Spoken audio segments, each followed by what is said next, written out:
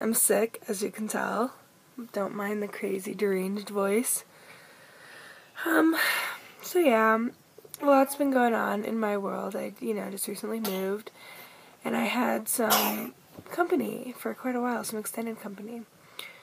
Some chick that I knew from a ways back. I ran into her in town, all crazy, on my way to the dentist, and I was just like, oh, hop in, it's been a while, come hang out. And sure enough, they're like fucking stranded in town and just living out of their backpacks and their tent way outside of town. And so I let them stay for a couple nights. So originally it was just under the condition of Shadow, stop. Of okay, well, we're moving in a week, so you guys can stay till we move. And then of course they came with us, and then they stayed for a while. Bless you. Longer even. They finally said their goodbyes yesterday. And the company I don't mind. I don't mind company for the most part. But these two, it was a couple. It was Gina and her boyfriend Ray. And all they did was fight all the time. All the time. Right? And with Gina in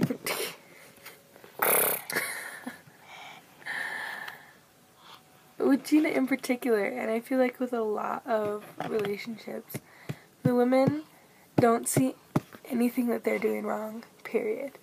You know what I mean? She always could explain to me why it's Ray's fault and what Ray's doing wrong and how he's being disrespectful and how he's being crazy and how he's always being rude and how he ignores her and whatever, right? But anytime Ray walks in the room, she's anytime he tries to say anything, she's just see, and that's exactly right there. Well, yeah, it's all nice and well and great, but you still don't have a reason. You're trying to quit smoking, fine, but that doesn't give you an excuse to be mean to your girlfriend. It's okay.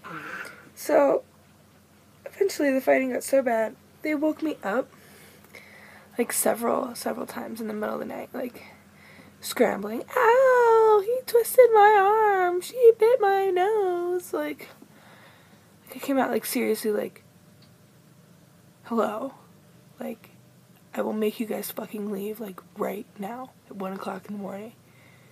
What is your problem? I had to pull a couple of those. I had to pull a couple of early in the morning, look, you guys fucking woke me up, what the hell is your deal? Basically, you need to pack your shit. And then I'm okay, well, obviously you guys stop fighting. I don't want to throw you out unprepared, but you guys need to move along, right? If you ever stayed there, welcome. And I don't know what is up with some people. And this chick, so we met her, me and Corey met her years ago when we were just coming through Flagstaff as travelers, right? And we ended up staying at our house briefly for a week before we moved on to New York City. And several years later, Corey ran into her at a friend of ours' house. He was just chilling, and she's like, do I know you? Where do I? Oh my god, I remember you. Do you remember me? Hey. And it's it turns out to be our friend's, sister. Her good friend's, sister, right? And so then she came over. She was living out of her motorhome, and, she came over a lot, but they were, getting drunk a lot. Which me and Corey don't drink at all. And she was just being really stupid, right? And, there was fighting way back then, too. And I had to tell her to leave. One day Ray was trying to drive the motorhome, and he was backing it up. They're parked right in front of my house, right? It's you don't even need to back up. But he was backing up, and he backed up right into my neighbor's car, right? And I was in the RV, of course. We all were in the RV, me, Corey, and Zeta. And, he didn't have his driver's license. She didn't have her driver's license. It was some craziness. And she just goes, go, go, go, go, go! Telling him to drive. And I had to yell at him, dude, stop! What are you doing? That's my neighbor, dude. I have my baby in the car. I need to get out of here. You guys can't do a hit and run in front of my house. what's wrong with you? And so eventually Gina just, like, didn't care, like, whatever, like, it's fine, it's no big deal, I don't need to pay him anything, I don't need to talk to him. I was like, dude, if you can't take this seriously, like, you need to go. Like, you're not welcome back here. Like, get your stuff and go. You know? They even called me later, like, is it really true that I can't come back? I was like, no, dude, you have issues. Like, you really need to get your shit together. Quit drinking.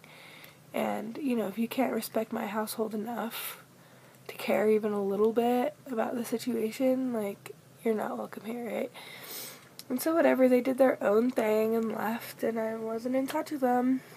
Until just the other day, I was, like, trying to find my dentist office the first time I'd been to them, and I was, like, in some weird parking lot, like, trying to flip a U-E, because I passed my street, and I'm, like, stuck in this awkward, like, place where I can't get out into the road, and I'm just, like, waiting forever, like, God! And then she's like, oh my God, hey! She walks up, and I was like, oh shit, well, right on, you know, it's been, like, almost a year, like, hop in, you know, like, we're going to the dentist, but we can catch up, you know? And they ended up staying. I said that they could stay, because they obviously didn't have anywhere to stay, and we were catching up. Then eventually I went and got their camp stuff, because it was going to just sit out there and potentially get ruined, or damaged, or stolen, or whatever. So I gave them a ride to their camp spot, and to get their blankets and stuff, and it was just terrible, you know, I don't know. The relationship thing, like, I've taken relationships. Me and Corey have been through hell in our relationship. We've been through a lot, and we've overcome a lot. You know, like, really bad. Like, you know, we live a clean, sober life now, but we definitely got... in our youth and early on in our relationship, we were, you know, drinking and partying and, you know, experimenting with random, you know, drugs and whatever, and it was never good. Like, it led to a lot of fighting and a lot of, like, stress and hard situations that put major strain on our relationship. Plus, we got together young, so it was like, you know, we didn't have the common sense. I don't know what the deal was. We really butted heads in the beginning. Aww.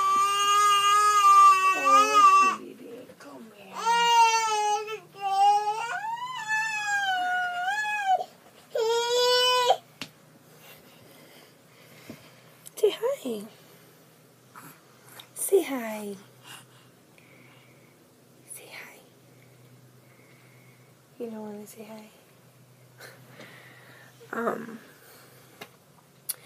You know, and so a lot of times, like, friends would be like, well, like, you guys, I remember when you guys used to fight like this, like, you know, like, it's okay, or, like, how did you guys make it through, you know, and, like, all I can ever say is, like, dude, it takes so much work, like, it took so much effort, and, like, lack of ego. Do you see her walking across the room?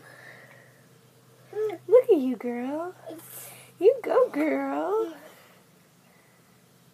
Can you guys see that? Look. Oh, she went down. She's going for her toys. You know, but it takes so much self-discipline. Like, it took persistence. It took one realizing that I was the problem and that Corey was the problem, you know. But if you want to make changes in your relationship, you can't rely on your partner and rely on you telling your partner what they need to do to change.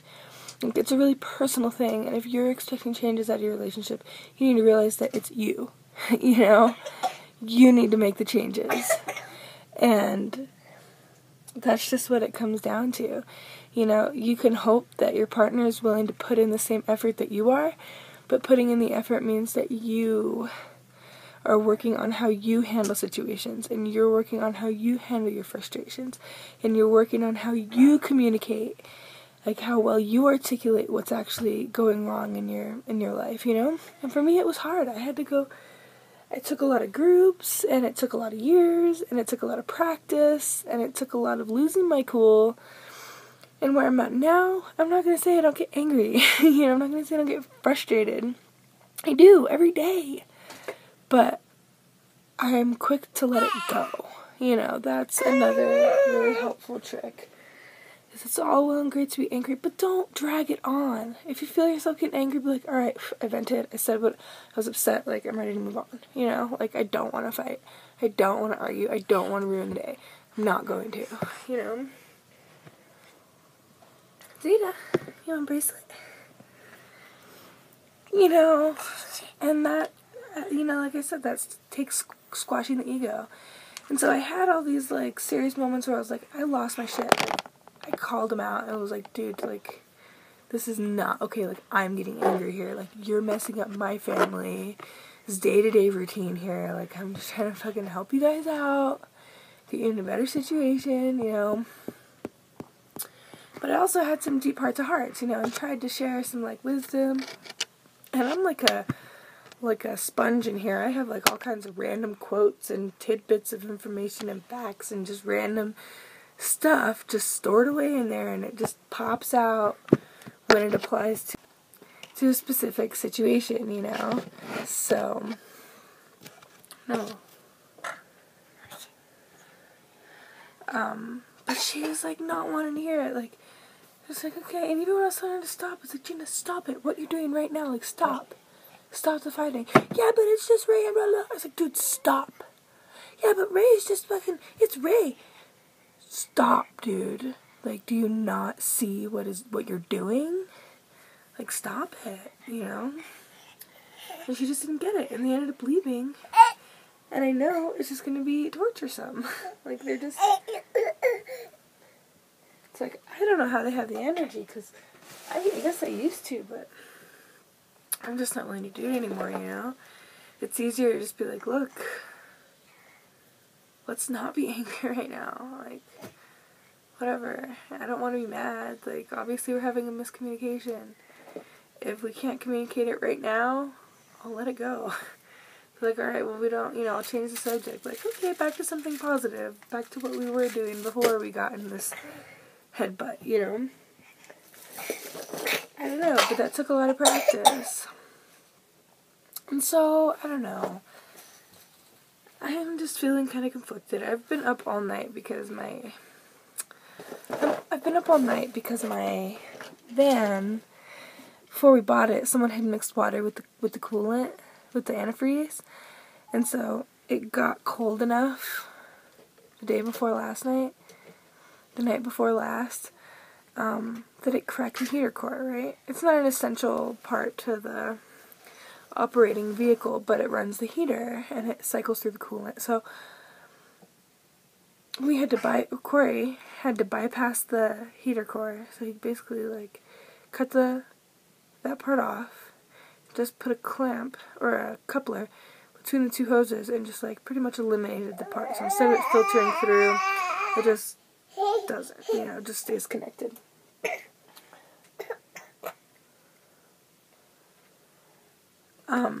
And so then we got it working, and we drove it into town, and we bought the antifreeze, and we bought all the safety parts, and did our stuff, came back to home, and so on our way into town, we dropped off Rena and Jay, Ray and Gina at the truck stop down the way, and they ended up catching a ride out to Williams.